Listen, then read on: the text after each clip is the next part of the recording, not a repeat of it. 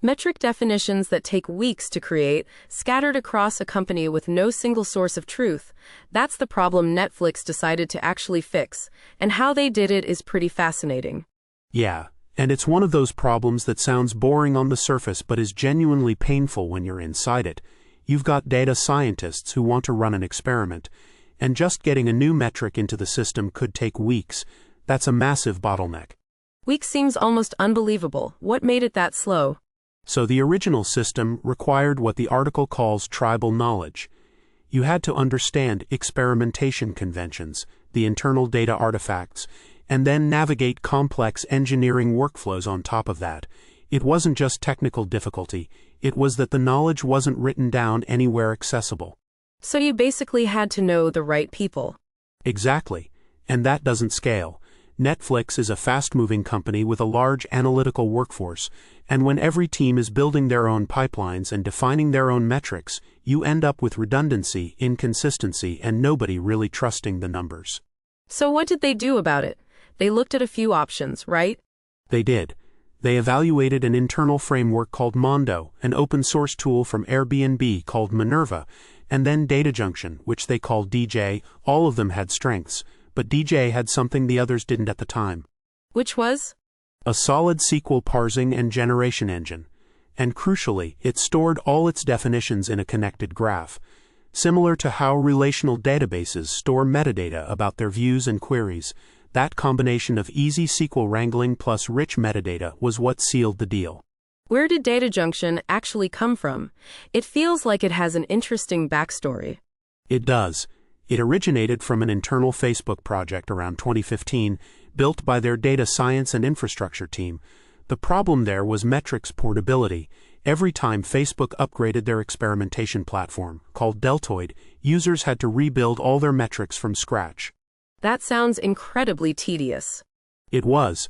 So they abstracted the metric definitions away from the computation platform, which meant migrations became seamless. That project eventually became something called MDF, Metrics and Dimensions Factory. Then in 2021, one of the Facebook engineers put it on GitHub. Netflix picked it up, and 3 Netflix engineers plus a couple of external contributors built it into what it is today. So it's essentially a side project that solved a real problem?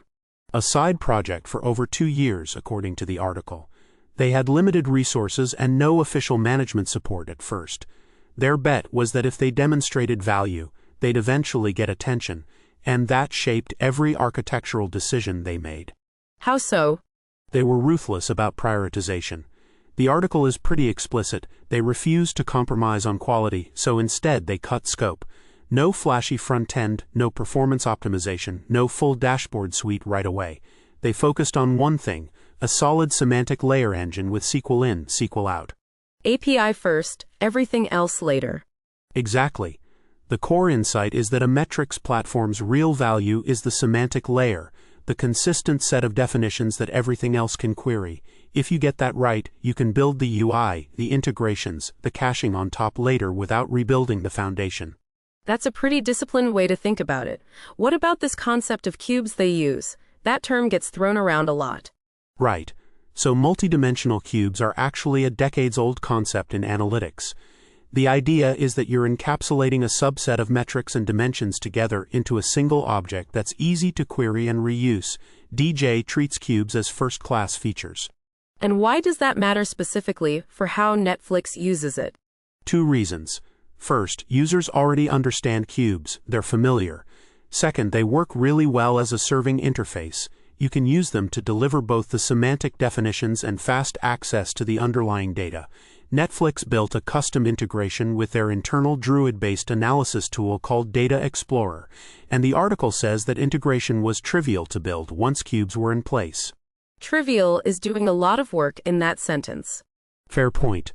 But the underlying idea is that when your core graph is well structured, integrations become mostly about exchanging information in a structured way rather than custom engineering each one. They also mention Superset as an example of an open-source tool they could connect to the same way. There's also something in the article about a feedback loop, linking dashboards back to the metric definitions. Yeah, this is one of the more elegant pieces. If a business dashboard is displaying a DJ-defined metric, You can click through directly to the definition in DJ. So if something looks wrong, you don't have to hunt around, you just follow the link, inspect the definition, and run ad hoc analysis from there. That's the kind of thing that sounds small but probably saves hours of debugging. Absolutely. And it builds trust in the numbers, which is the whole point. Metrics are only useful for experimentation if people actually believe them.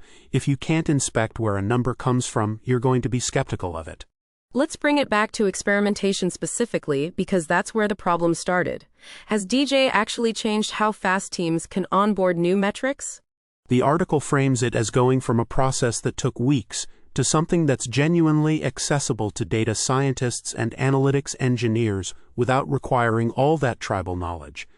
The central hub model means definitions are discoverable and reusable rather than siloed. And where are they taking it next? The goal is to extend beyond the experimentation platform and unify general analytics across Netflix, so that users can find and use metric definitions across different verticals and easily access or modify metrics across the whole data stack.